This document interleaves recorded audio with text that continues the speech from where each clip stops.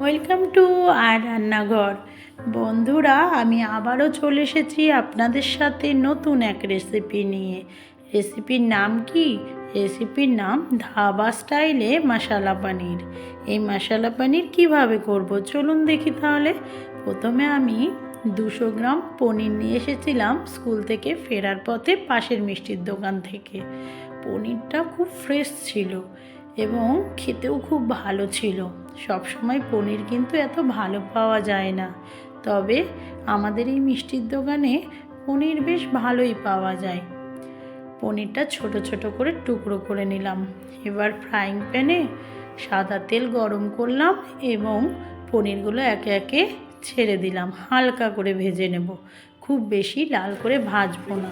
বেশি লাল করে ভাজলে না পনির কি এরকম চিপসে যায়, এই জন্য হালকা করে ভাজবো। বেশ নরম সফট হয়ে থাকবে হালকা করে, এবং দেখতেও ভালো লাগে হালকা ভাজলে। বেশি লাল করে ভাজলে মনে হয় যেন পনিরগুলো কীরকম পুড়ে গেছে। দেখুন দেখতে কি ভালো লাগছে, হালকা হালকা ব্রাউন।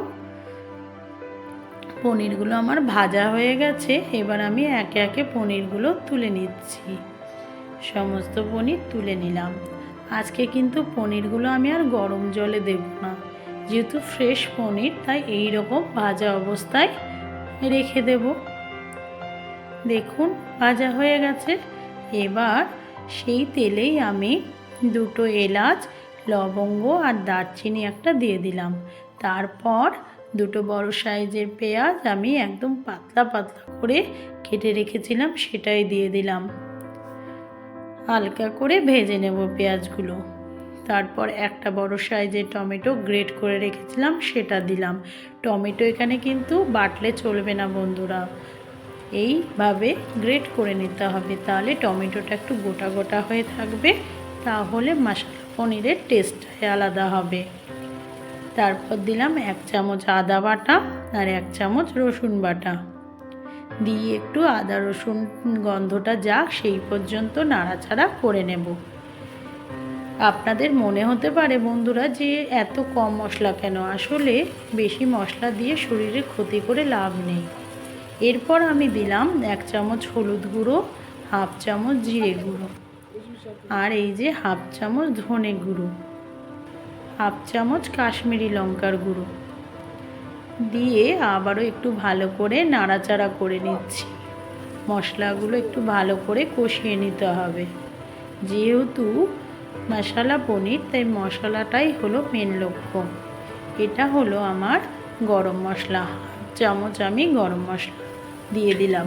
বাড়িতেই গরম মশলা করে নিই আমি, বাইরে থেকে আর কিনি না। একটু জল দিলাম কারণ মশলাটা পুড়ে যাবে। এরপর আমি দিলাম স্বাদ মতো লবণ। আগে কিন্তু আমি লবণ ব্যবহার করিনি, সেই জন্য এখনই দিলাম। তারপর ফ্লেমটা বন্ধ করে দিলাম 2 চামচ টক দই। এই টক দই কোনো সময় ওভেন চালানোকালীন বা ওভেন জ্বলছে এই সময় দেবেন না, ফেটে যেতে পারে।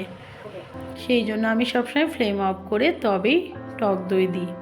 এবার মশলাটা একটু কষা কষা হওয়ার জন্য আমি ঢাকা দিলাম।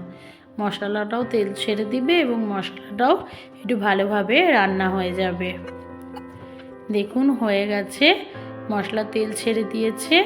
এবার আরও একটু ভালো করে নাড়াচাড়া করে নিয়ে তারপর আমি বাদবাকি রান্নাটুকু করব।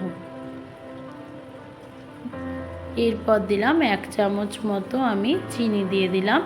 একটু মিষ্টি মিষ্টি হলে খেতে ভালো লাগবে।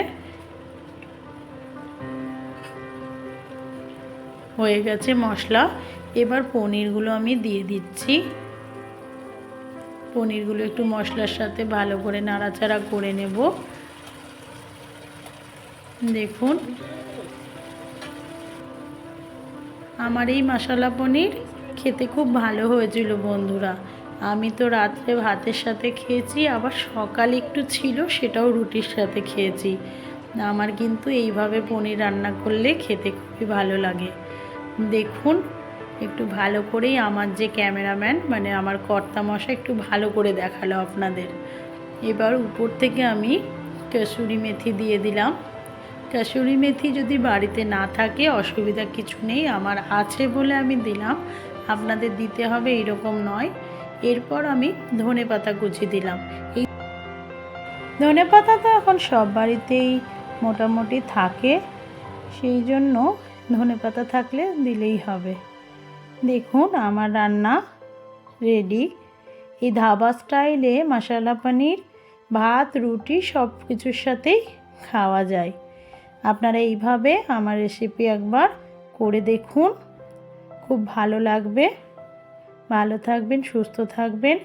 আর যদি আমার রান্নাগুলো আপনাদের পছন্দ হয় তাহলে প্লিজ লাইক, কমেন্ট, শেয়ার এবং সাবস্ক্রাইব করবেন।